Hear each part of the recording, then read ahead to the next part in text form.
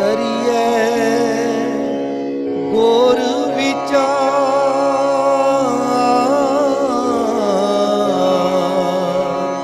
Nanak berry सच की करिए गोर विचार।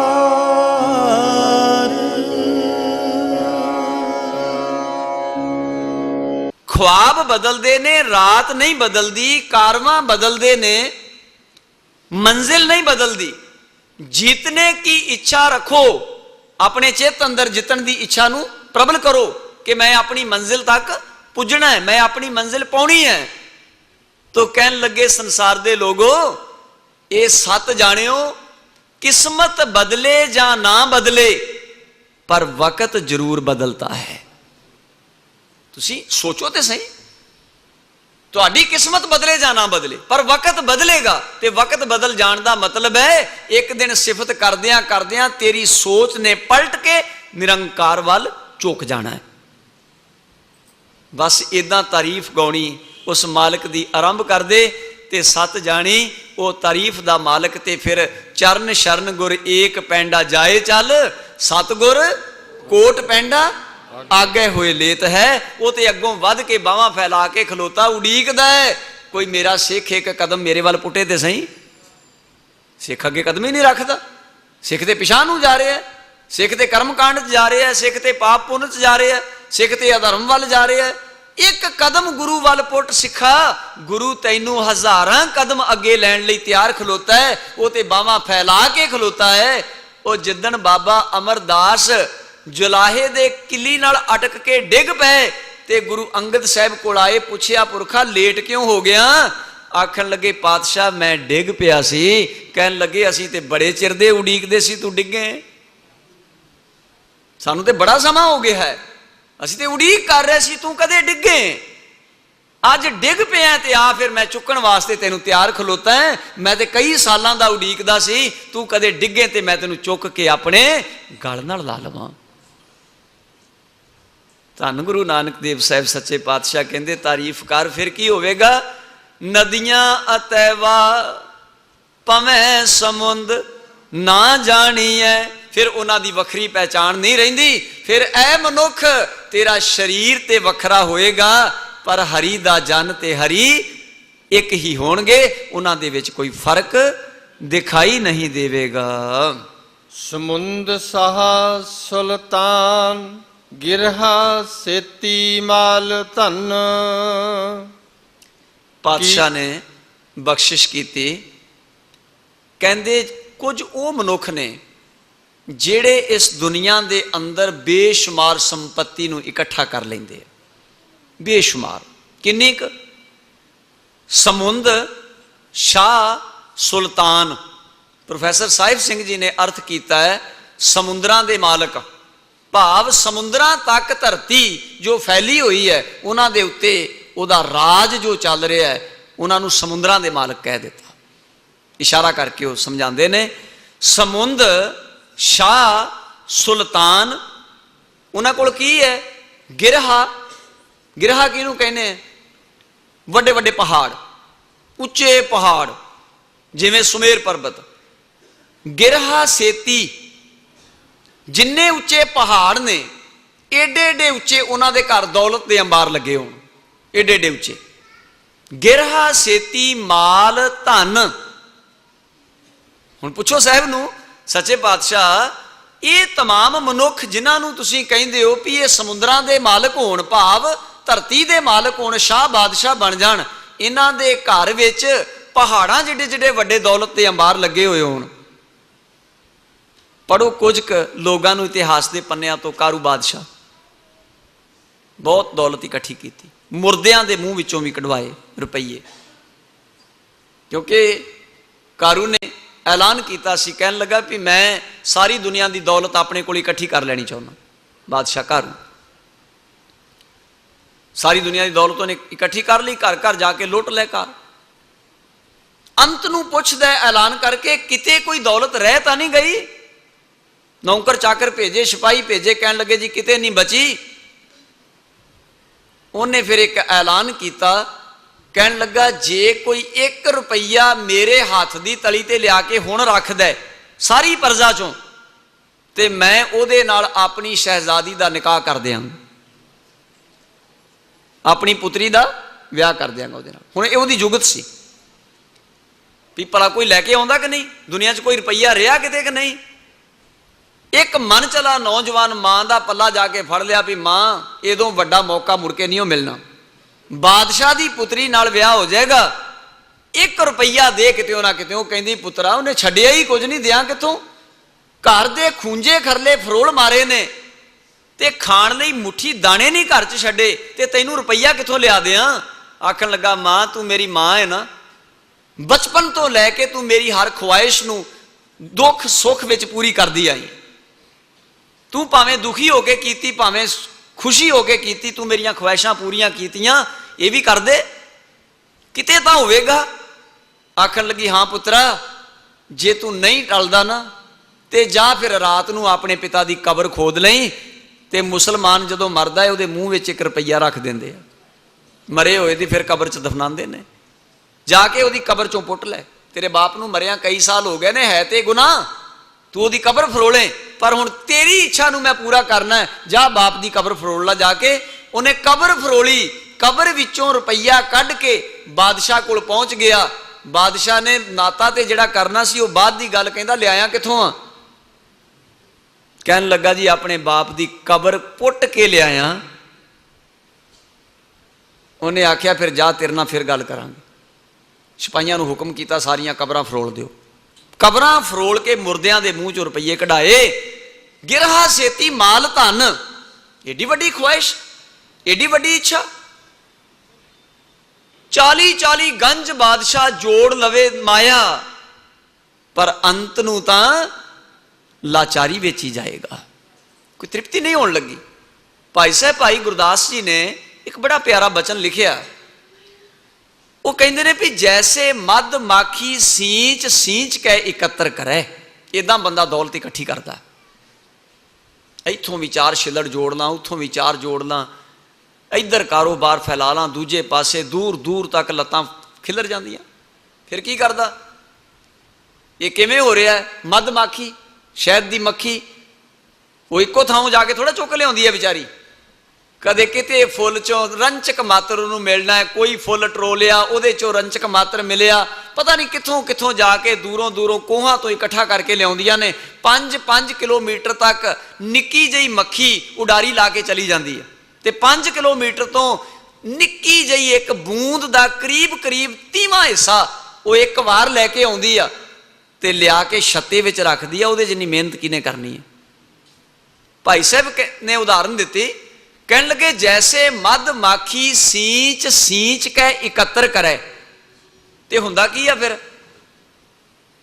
ਆਏ ਮਦ ਹਰੇ, ਮਾਖਿਓ ਦਾ ਸ਼ਹਿਦ ਉਤਾਰਨ ਵਾਲਾ, ਜਿਹਨੇ ਵੇਖਿਆ ਵੀ ਮਖਿਆਲ ਲੱਗੀ ਏ ਤੇ ਸ਼ਹਿਦ ਮੈਨੂੰ ਚਾਹੀਦਾ, ਤੇ ਜੇ ਲੱਗੀ ਹੋਵੇ ਤੇ ਚਿੱਤ ਸਭ ਦਾ ਲਚਾਂਦਾ ਵੀ ਇਹ ਪਿਓਰ ਚੀਜ਼ ਆ, ਇਹ ਮਿਲ ਜਾਏ ਕਿਤੇ ਸਾਹਮਣੇ ਲੱਗੀ ਕੋਈ ਉਤਾਰਦਾ ਤੇ ਮੈਂ ਦੁੱਗਣਾ ਮੁੱਲ ਦੇਣ ਲਈ ਵੀ ਤਿਆਰ ਹੋ ਜਾ। ਹੁਣ ਕਿਸੇ ਦੇ ਮਨ ਚਲੇ ਦੇ ਨਜ਼ਰ ਪੈ ਗਈ ਤੇ ਉਹਨੇ ਜਾ ਕੇ ਉਸ ਸ਼ਹਿਦ ਦੀ ਮੱਖੀਆਂ ਨੂੰ ਪਰਾਂ ਕੀਤਾ, ਧੂਆਂ ਕੀਤਾ, ਉੱਤੇ ਰਾਖ ਸੁੱਟੀ, ਸਵਾਹ ਮਾਰੀ, ਉਹਨਾਂ ਨੂੰ ਉਡਾ ਕੇ ਆਸੇ ਪਾਸੇ ਕਰਕੇ ਉਹਨੇ ਸ਼ਹਿਦ ਜਿਹੜਾ ਸੀ ਉਹ ਕੱਢ ਲਿਆਂਦਾ। ਤੇ ਮਗਰ ਕੀ ਮਿਲਿਆ? ਛੱਤਾ ਬਾਕੀ ਖਾਲੀ ਉਹਨੂੰ ਮਿਲ ਗਿਆ। ਸਵਾਹ ਮਿਲੀ, ਧੂਆਂ ਮਿਲਿਆ, ਰਾਖ ਮਿਲੀ। ਜੈਸੇ ਮਦ ਮਾਖੀ ਸੀਂਚ ਸੀਂਚ ਕੇ ਇਕੱਤਰ ਕਰੇ, ਹਰੇ ਮਦ ਆਏ ਤਾਂ ਕੇ ਮੁਖ ਸ਼ਾਰ ਡਾਰ ਕੇ। ਤੇ ਦੂਜੀ ਉਦਾਹਰਨ ਵਿੱਚ ਭਾਈ ਸਾਹਿਬ ਕਹਿੰਦੇ ਜੈਸੇ ਬਸ਼ ਹੇਤ, ਬਛੜੇ ਲਈ ਗਾਂ, ਜੈਸੇ ਬਸ਼ ਹੇਤ ਗਊ ਸਿੰਚਤ ਹੈ ਖੀਰ, ਆਪਣੇ ਥਣਾ ਵਿੱਚ ਆਪਣੀ ਚਰਬੀ ਖੋਰ ਕੇ ਦੁੱਧ ਇਕੱਠਾ ਕਰਦੀ। ਹਵਾਨਾ ਭਰ ਲਿਆ ਉਹਨੇ ਦੁੱਧ ਦਾ, ਤੇ ਉਹ ਸਾਡੇ ਵਾਸਤੇ ਥੋੜਾ ਸੀ, ਉਹਦੀ ਮਮਤਾ ਨੇ ਆਪਣੇ ਬੱਚੇ ਲਈ ਉਹ ਦੁੱਧ ਪੈਦਾ ਕੀਤਾ ਸੀ। ਤੇ ਅਸੀਂ ਤੇ ਦਾਵਾ ਕੀਤਾ ਵੀ ਤੈਨੂੰ ਪਾਲਿਆ, ਵੀ ਤੈਨੂੰ ਖੁਰਾਕ ਦਿੱਤੀ ਹੈ, ਤੈਨੂੰ ਚਾਰਾ ਪਾਇਆ, ਦੁੱਧ ਸਾਨੂੰ ਦੇ। ਬਛੜੇ ਨੂੰ ਖਿੱਚ ਕੇ ਪਰਾਂ ਬੰਨਿਆ। ਜੈਸੇ ਬਸ਼ ਹੇਤ ਗਊ ਸਿੰਚਤ ਹੈ ਖੀਰ, ਭਾਈ ਸਾਹਿਬ ਕਹਿੰਦੇ ਦੋਏ ਲੇਤ ਹੈ ਅਹੀਰ, ਦੋਏ ਕਹਿੰਦੇ ਚੋਣਾ, ਲੇਤ ਹੈ ਅਹੀਰ, ਅਹੀਰ ਕਹਿੰਦੇ ਖਿੱਚਣਾ।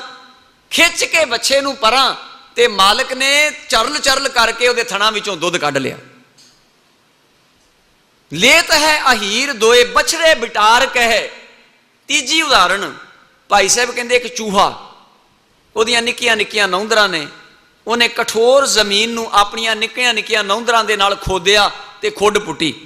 ਬੜੀ ਮਿਹਨਤ ਕੀਤੀ ਉਹਨੇ, ਬੜੀ ਕਾਲਨਾ ਕਾਲੀ, ਬੜੀ ਮਿਹਨਤ ਤੋਂ ਬਾਅਦ ਉਹਨੇ ਆਪਣਾ ਘਰ ਬਣਾਇਆ ਥੱਲੇ ਜਾ ਕੇ ਵੀ ਮੈਂ ਇੱਥੇ ਮਹਿਫੂਜ਼ ਹਾਂ, ਇੱਥੇ ਮੇਰਾ ਕੋਈ ਕੁਝ ਨਹੀਂ ਵਿਗਾੜ ਸਕਦਾ, ਠੰਡੀ ਥਾਂ ਤੇ ਰਵਾਂਗਾ, ਤਪਸ਼ ਨਹੀਂ ਸਤਾਏਗੀ। ਉਹਨੇ ਬੜੀ ਮਿਹਨਤ ਨਾਲ ਆਪਣੀ ਖੁੱਡ ਜਿਹੜੀ ਆ ਉਹ ਖੋਦੀ। ਗੱਲ ਸਮਝਾ ਰਹੇ ਭਾਈ ਸਾਹਿਬ ਕਿ ਮਨੁੱਖ ਵੀ ਇਹੀ ਕਰ ਰਿਹਾ। ਕਹਿੰਦੇ ਜੈਸੇ ਧਾਰ ਖੋਦ ਖੋਦ ਬਿੱਲ ਸਾਝੈ ਮੂਸਾ, ਮੂਸਾ ਕਹਿੰਦੇ ਚੂਹਾ, ਜੈਸੇ ਧਾਰ ਖੋਦ ਖੋਦ ਬਿੱਲ ਸਾਝੈ ਮੂਸਾ, ਆਏ ਸਰਪ ਧਾਏ ਖਾਏ ਤਾਹੇ ਮਾਰ ਕੇ। ਹੁਣ ਸੱਪ ਆਪ ਖੁੱਡ ਨਹੀਂ ਪੁੱਟਦਾ, ਉਹ ਚੂਹੇ ਦੀ ਪੁੱਟੀ ਪੁਟਾਈ ਖੁੱਡ ਦੇ ਵਿੱਚ ਪ੍ਰਵੇਸ਼ ਕਰ ਜਾਂਦਾ ਤੇ ਅੰਦਰ ਵੜਦਾ ਹੈ।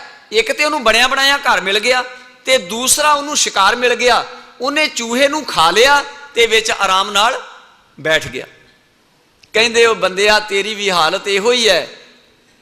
ਤੈਸੇ ਕੋਟ ਪਾਪ ਕਰ ਮਾਇਆ ਜੋੜ ਜੋੜ ਮੂੜ, ਅੰਤ ਕਾਲ ਛਾੜ ਚਲੇ ਦੋ ਹੱਥ ਝਾਰ ਕੇ। ਇਸੇ ਤਰ੍ਹਾਂ ਮੂਰਖ ਬੰਦਾ ਸਾਰੀ ਉਮਰ ਮਾਇਆ ਇਕੱਠੀ ਕਰਦਿਆਂ ਕਰਦਿਆਂ ਬਿਤਾ ਦਿੰਦਾ ਹੈ ਤੇ ਇੰਨੇ ਚਿਰ ਨੂੰ ਜੰਮ ਆਉਂਦਾ ਹੈ। ਜਿਵੇਂ ਸੱਪ ਨੇ ਆ ਕੇ ਚੂਹੇ ਨੂੰ ਖਾ ਲਿਆ, ਜਿਵੇਂ ਸ਼ਹਿਦ ਉਤਾਰਨ ਵਾਲੇ ਨੇ ਆ ਕੇ ਸ਼ਹਿਦ ਉਤਾਰ ਲਿਆ, ਜਿਵੇਂ ਦੁੱਧ ਗਾਂ ਦਾ ਮਾਲਕ ਨੇ ਆ ਕੇ ਚੋ ਲਿਆ, ਇਸੇ ਤਰ੍ਹਾਂ ਕਹਿੰਦੇ ਨੇ ਅੰਤ ਨੂੰ ਜੰਮ ਆਉਂਦਾ ਹੈ, ਉਹ ਤੇਰੀ ਜਿੰਦ ਨੂੰ ਕੱਢ ਕੇ ਲੈ ਜਾਂਦਾ ਹੈ ਤੇ ਤੇਰਾ ਕਮਾਇਆ ਹੋਇਆ ਮਾਲ ਧਨ ਸਾਰਾ ਇੱਥੇ ਹੀ ਰਹਿ ਜਾਂਦਾ ਹੈ।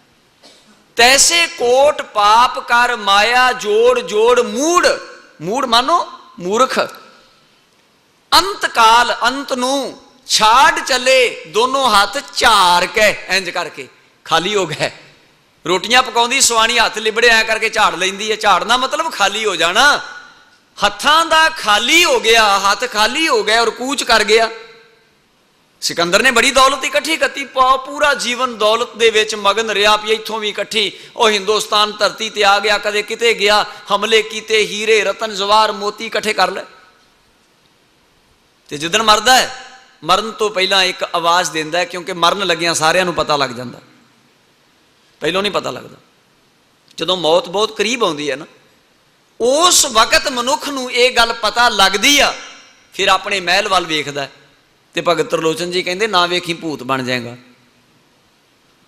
ਇਸ਼ਾਰਾ ਦਿੱਤਾ ਨਾ ਉਹਨਾਂ ਨੇ, ਨਾ ਭਗਤ ਤ੍ਰਿਲੋਚਨ ਜੀ ਨੇ, ਉਹ ਕਹਿੰਦੇ ਨਾ ਵੇਖ ਮਹਿਲਾਂ ਵੱਲ, ਉਦੋਂ ਤਾਂ ਅੱਖਾਂ ਬੰਦ ਕਰਕੇ ਉਹਦੀ ਸਿਫਤ ਕਰੀ, ਤਾਰੀਫ ਕਰੀ, ਤਾਂ ਕਿ ਤੇਰਾ ਧਿਆਨ ਉਸ ਵਿੱਚ ਜੁੜਿਆ ਰਵੇ ਤੇ ਤੈਨੂੰ ਦੁਬਾਰਾ ਦੁਬਾਰਾ ਇਸ ਤਰ੍ਹਾਂ ਦਾ ਦੁਖਦਾਈ ਜਨਮ ਨਾ ਪਾਉਣਾ ਪਵੇ, ਤੂੰ ਉਹਦੇ 'ਚ ਸਦਾ ਲਈ ਮਗਨ ਹੋ ਜਾਏ। ਫਿਰ ਇਹਦਾ ਧਿਆਨ ਜਾਏਗਾ ਵੀ ਮੈਂ ਬੜਾ ਸੋਹਣਾ ਮਹਿਲ ਸਜਾਇਆ ਸੀ। ਆ ਕਈ ਐਸੀਆਂ ਖਬਰਾਂ, ਕਈ ਵਾਰ ਗੁਰਦੁਆਰਾ ਸਾਹਿਬ ਵਿਖੇ ਖਬਰ ਆਉਂਦੀ ਹੈ ਵੀ ਅਨਾਊਂਸਮੈਂਟ ਕਰਨੀ, ਭਾਈ ਸਾਹਿਬ ਜੀ ਕਾਹਦੀ, ਕਹਿੰਦੇ ਜੀ ਉਹ ਫਲਾਂ ਸਿੰਘ ਚਲਾਣਾ ਕਰ ਗਿਆ ਤੇ ਮਹਾਰਾਜ ਉਹ ਤਾਂ ਚੰਗਾ ਭਲਾ ਸੀ, ਕਹਿੰਦੇ ਵੀ ਉਹ ਵਿਚਾਰਾ ਕੋਠੀ ਬਣਾ ਰਿਹਾ ਸੀ, 3 ਸਾਲ ਹੋ ਗਏ ਸੀ ਉਹਨੂੰ ਲਗਾਤਾਰ ਲੱਗੇ ਨੂੰ, ਤੇ ਜਿੱਦਣ ਮਹੂਰਤ ਕਰਨਾ ਸੀ ਉਦੋਂ 1 ਦਿਨ ਪਹਿਲੋਂ ਚਲਾਣਾ ਕਰ ਗਿਆ। ਤੇ ਹੁਣ ਉਹਦੇ ਜ਼ਿਹਨ 'ਚ ਤੇ ਮਹਿਲ ਆਏਗਾ ਹੀ ਨਾ, ਚਲਾਣਾ ਕਰਨ ਲੱਗਿਆ ਉਹਦੇ ਧਿਆਨ 'ਚ ਤੇ ਗੱਲ ਆਏਗੀ। ਹੁਣ ਸਾਨੂੰ ਉਸ ਵੱਲੋਂ ਧਿਆਨ ਹਟਾਉਣ ਲਈ ਸ਼ਬਦ ਵਿੱਚ ਸੁਰਤ ਲਾਉਣੀ ਪੈਗੀ, ਤੇ ਜਦੋਂ ਸਾਡੀ ਸੁਰਤ ਜਿਹੜੀ ਆ ਉਹ ਸ਼ਬਦ ਵੱਲ ਮੁੜੇਗੀ, ਫਿਰ ਸੁਭਾਵਿਕ ਸਾਡਾ ਜੀਵਨ ਆਨੰਦਮਈ ਬਣਨਾ ਸ਼ੁਰੂ ਹੋ ਜਾਏਗਾ। ਉਹਦੇ ਵਿੱਚ ਦੁਖਾਂਤ ਨਹੀਂ ਰਹਿਣੇ, ਪੀੜਾ ਨਹੀਂ ਰਹਿਣੀ, ਫਿਕਰ ਝੋਰੇ ਫਿਰ ਨਹੀਂ ਰਹਿਣੇ, ਫਿਰ ਖੇੜਾ ਹੀ ਖੇੜਾ, ਫਿਰ ਨਾਨਕ ਭਗਤਾਂ ਸਦਾ ਵਿਗਾਸ ਰਹਿਣਾ। ਤੋ ਤਾਰੀਫ ਦੇ ਮਾਲਕ ਵਿੱਚ ਜੁੜਨ ਦਾ ਪ੍ਰਯਾਸ ਕਰੇ। ਸਿਕੰਦਰ ਨੇ ਬਹੁਤ ਕੁਝ ਇਕੱਠਾ ਕੀਤਾ, ਅੰਤ ਨੂੰ ਆਪਣੇ ਨਿਕਟਵਰਤੀ ਲੋਕਾਂ ਨੂੰ ਸੰਦੇਸ਼ ਦਿੱਤਾ। ਕਹਿਣ ਲੱਗਾ ਵੀ ਮੈਂ ਇਹ ਗੱਲ ਸਾਰਾ ਜੀਵਨ ਤੇ ਨਹੀਂ ਸਮਝ ਸਕਿਆ, ਪਰ ਹੁਣ ਮੈਨੂੰ ਸਮਝ ਆਈ ਹੈ। ਘੱਟ ਤੋਂ ਘੱਟ ਲੋਕ ਸੰਕੇਤ ਤੇ ਲੈ ਲੈਣ, ਮੇਰੀ ਅਰਥੀ ਤੋਂ, ਮੇਰੇ ਜਨਾਜ਼ੇ ਤੋਂ ਮੇਰੇ ਹੱਥ ਬਾਹਰ ਕੱਢਿਓ। ਉਹ ਕਹਿੰਦੇ ਜੀ ਇਹ ਤੇ ਨਿਯਮ ਨਹੀਂ। ਕਹਿਣ ਲੱਗੇ ਨਿਯਮ ਤੋੜ ਦਿਓ, ਨਿਯਮ ਨਹੀਂ ਹੈ ਤਾਂ ਨਿਯਮ ਨਾ ਸਹੀ, ਮਰਿਆਦਾ ਤੋੜ ਦਿਓ। ਮੇਰੇ ਹੱਥ ਮੇਰੇ ਜਨਾਜ਼ੇ ਤੋਂ, ਕੱਪੜੇ ਚੋਂ ਬਾਹਰ ਰਹਿਣੇ ਚਾਹੀਦੇ ਨੇ, ਲਟਕਦੇ ਹੋਏ ਦਿਖਣ, ਲੋਕ ਵੇਖਣ। ਜਿਨ੍ਹਾਂ ਹੱਥਾਂ ਨਾਲ ਲੋਕਾਂ ਦੇ ਗਲੇ ਘੋਟ ਕੇ ਇਹ ਧਨ ਇਕੱਠਾ ਕਰਦਾ ਰਿਹਾ, ਉਹ ਨਾਲ ਨਹੀਂ ਕੁਝ ਲੈ ਕੇ ਚੱਲਿਆ, इशारा दे के सिकंदर इस दुनिया तो अंत समय एक गल धर्म की कह के कूच कर गया। अंतली गल धर्म की कह गया, सारा जीवन नहीं धर्म कमाया, पर अंत नूं धर्म का एक उपदेश, एक संदेश लोगों की झोली विच पा गया कि मतां किसी भुलेखे विच रही। फिर बंदा की करे, धन ना कमावे, भाई साहब तुहानूं भेटा कित्थों देंगे, जे असी धन ना कमाईए तो तुहानूं भेटा कित्थों देंगे। बड़ा रौला पाउंदे हो भी धन धन इकट्ठा करके नहीं जाना, ये नाल नहीं जाना, उदों तो मंग लैंदे हो। गुरु की संगत, धन की लोड़ है, सारिਆਂ ਨੂੰ लोड़ है। आ जिहड़ा इन्ना वड्डा इंतजाम हुंदा है दौलत नाल ही होया। इसदा मतलब ये नहीं कि दौलत का त्याग करना, सिर्फ अपनी पकड़ उहदे प्रति मनुख ने नहीं बनानी। पकड़ दुखदाई है, दौलत दुखदाई नहीं। दौलत तो सुखदाई है, ये तो बहुत सारे सुख साधन पैदा करती है। ये संबंध विच भगत जी ने एक वचन लिखे कबीर साहब ने, तो बड़े सोहने शब्दों में कहते, निर्धन आदर कोई ना दे। जिस बंदे को दौलत नहीं उन्होंने सन्मान भी कोई नहीं देता। जी हुण मैं साइकिल ते पैडल मारदा तुरिया आवां तो तुसां कहना ये कोई प्रचारक है, ये कोई प्रचारक है। और वाकई ही बड़े बड़े विद्वान साडे दौलत तो बिना रुलदे आ, जिन्हां दे कोल बेतहाशा खजाना पिया है। सोच भी नहीं सकते असीं कि वो किन्नी क समर्था दे मालक आ, मंत्र मुग्ध कर देण लोगां नूं। पर कुदरत दा करिश्मा, कुदरत दी ऐसी गर्दिश, ऐसा दौर, ऐसा हेर फेर के उन्हां दे कोल दौलत नहीं आई तो रुल गए, किसी ने ना पूछा। तुसीं पढ़ो किते मिर्जा गालिब के संबंध विच, गरीबी च पूरा जीवन गुजर गया। तो एक दिन राजे ने निमंत्रण दिता सी, कहन लगे गालिब साहब तुहाडे कोलों मैं सुनिया है तुसीं गज़ब दा बोलदे हो, और आओ किसी दिन घर बह के भोजन छकांगे। कहंदा जी आ जाएंगे।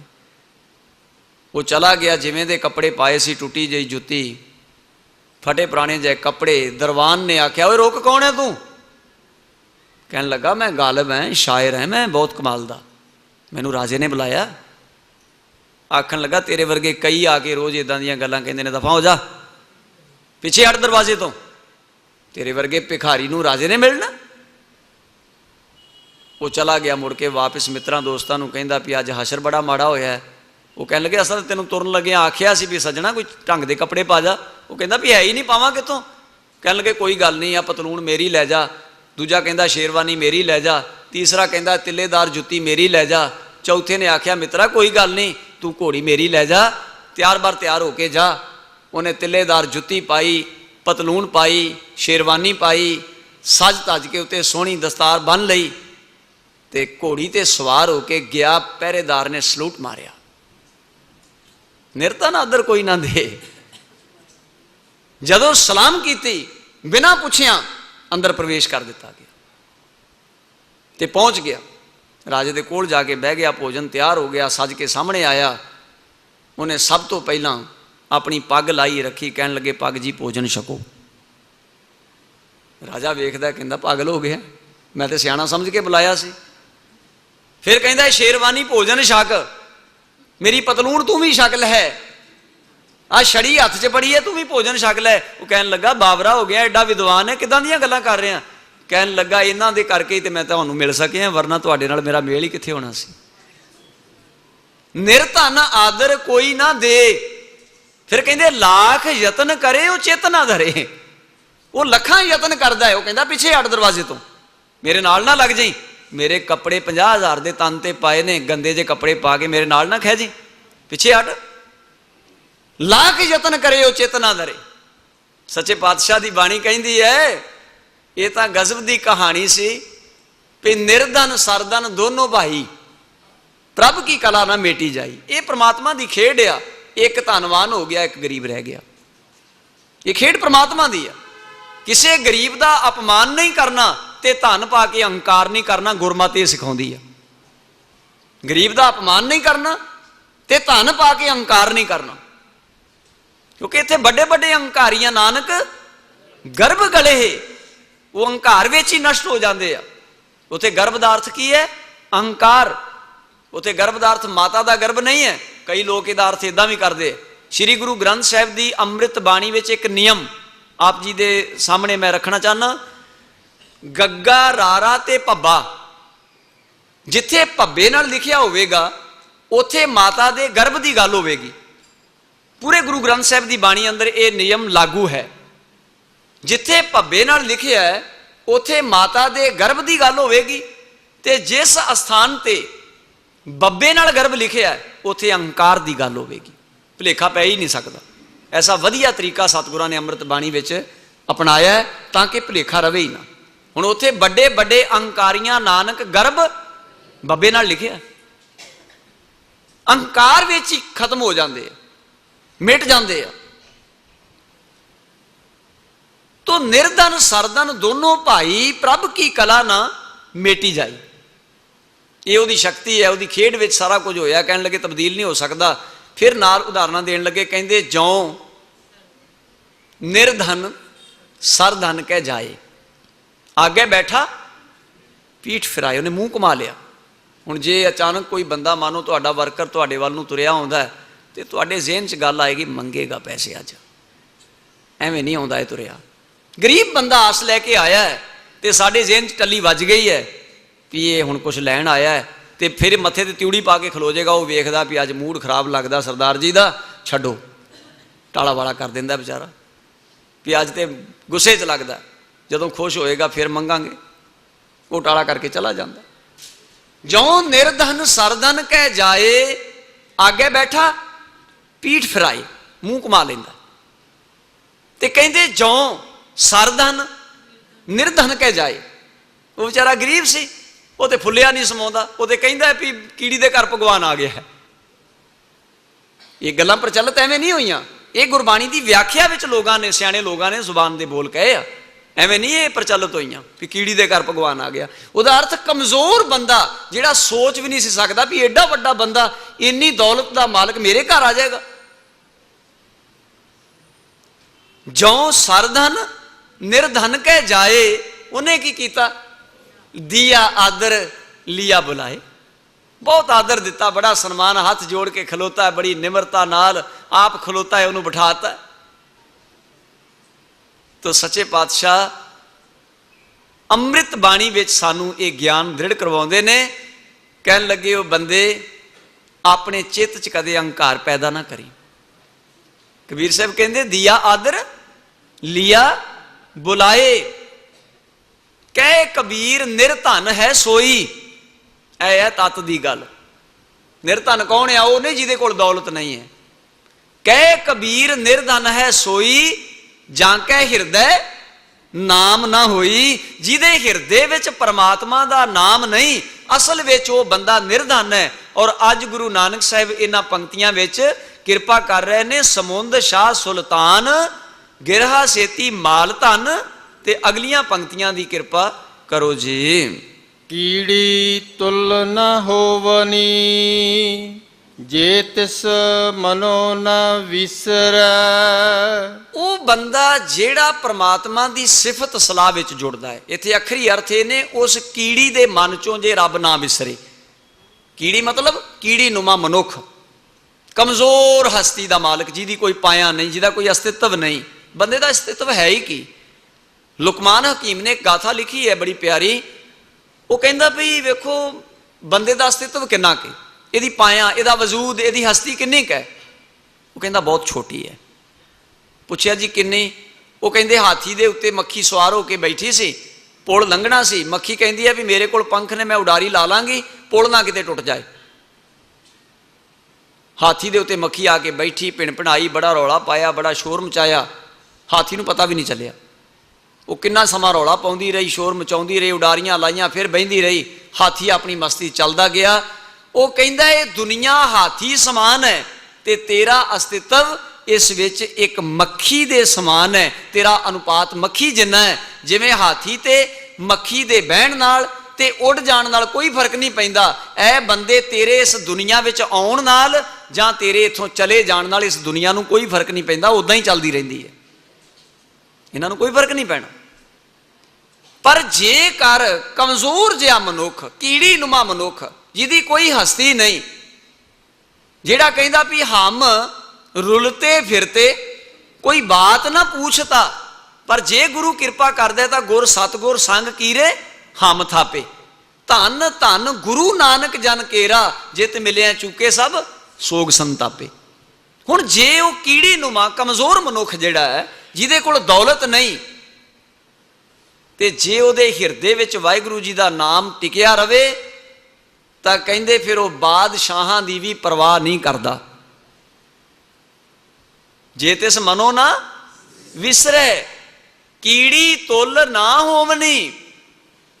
गुरु की संगत ओदी नज़र विच बेशुमार दौलत दे मालक, जिन्हां दे घर पहाड़ां जिड्डे जिड्डे अंबार लगे सी, कहन लगे उस नाम जपण वाले मनुख दे नज़र विच उन्हां बंदियां दी कोई कीमत नहीं, जानी उन्हां तो बेपरवाह हो जाते हैं। वो तो कहते हैं बेपरवाह सदा रंग हार के जां को पाक स्वामी। वो बेपरवाही च ने, ते दौलत उन्होंने प्रेर नहीं सकती, लालच नहीं दे सकती। जिदन धर्म की गल आई है तो टोडर मल ने अपनी जमीन बेचती सस्ते भाव। गल आई धर्म की, जमीन बेचती सस्ते भाव, टोडर मल ने अपनियां मझां बेचतियां, घर वेचता, अपना गहना गट्टा हर चीज वेचती, ते वेच के दौलत जाके ढेरी ला दी जालमां दे सामने। आखन लगे दौलत की भुख तुहानू लै लो, तुसी साहिबजादियां दे संस्कार लई थां नहीं देंदे, आ लो दौलत। उन्होंने हुक्म किया सी ना भी सोने दियां मोहरां कोई विछा देवे ते लै लवे जगह। टोडर मल ने आख्या किहड़ी गल है, मेरी जर जमीन कदों काम आएगी, इस जर जमीन नूं मैं किते नाल चुक के लै जाना। जे मैं धर्म कमा लांगा तो मेरे नाल जाएगा, पर ये मेरी जमीन, मेरियां मझां, मेरा माल डंगर, मेरा घर, मेरे गहने गट्टे हर चीज नाल नहीं जानी। जे अज कमा लिया धर्म ते जाएगा नाल। वो सारा कुछ वेच वट के उन्हां दे सामने ढेरी ला दी, मोहरां विछाइयां, ते जदों मोहरां वेच गईयां अजे बाकी बच गया सी माल मता। अमीर आदमी सी टोडर मल, बेशुमार दौलत सी उहदे कोल, घट नहीं सी। ते उन्होंने आख्या ऐदां नहीं, इन्हां टेढ़ियां खड़ियां करो। जदों मोहरां टेढ़े रुख लाइयां, फिर वो टेढ़े रुख मोहरां खड़ियां करके ते ज्योति स्वरूप अस्थान आप जी दर्शन किए। ज्योति स्वरूप अस्थान जिथे साहिबजादियां दा ते माता जी दा संस्कार होया, वो जगह दुनिया में सब तो ज्यादा महंगी है।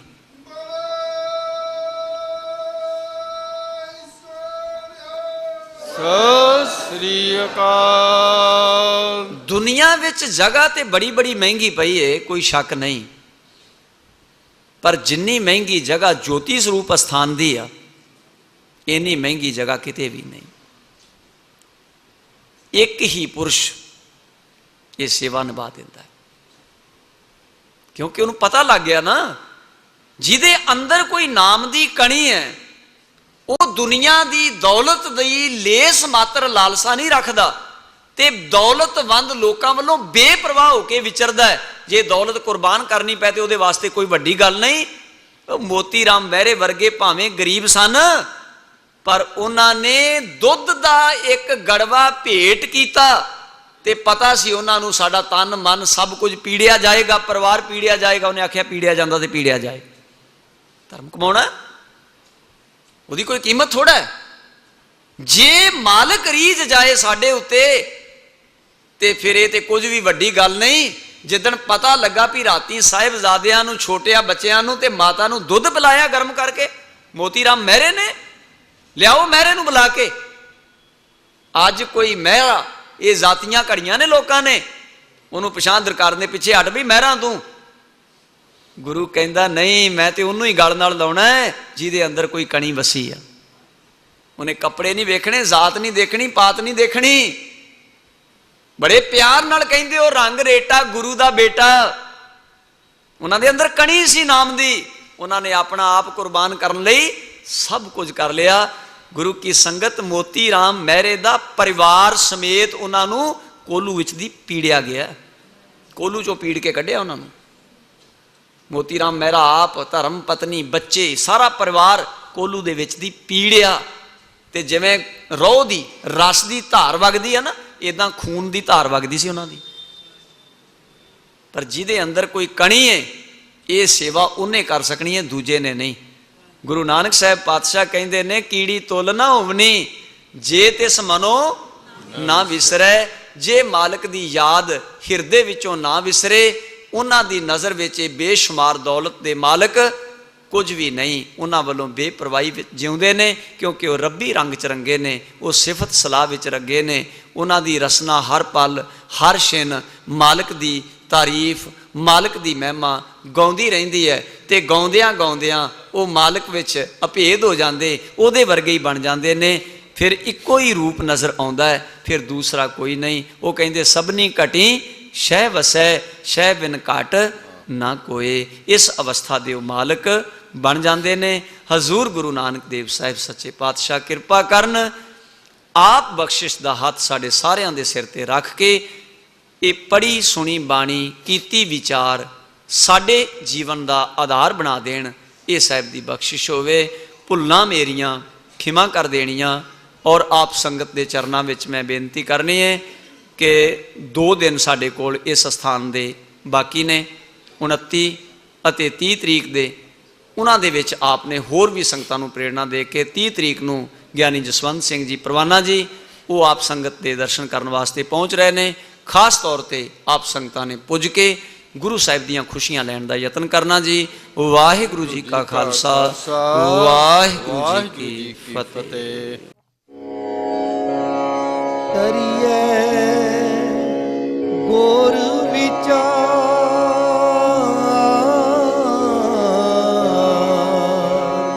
ਨਾਨਕ ਬੇੜੀ ਸੱਚ ਕੀ।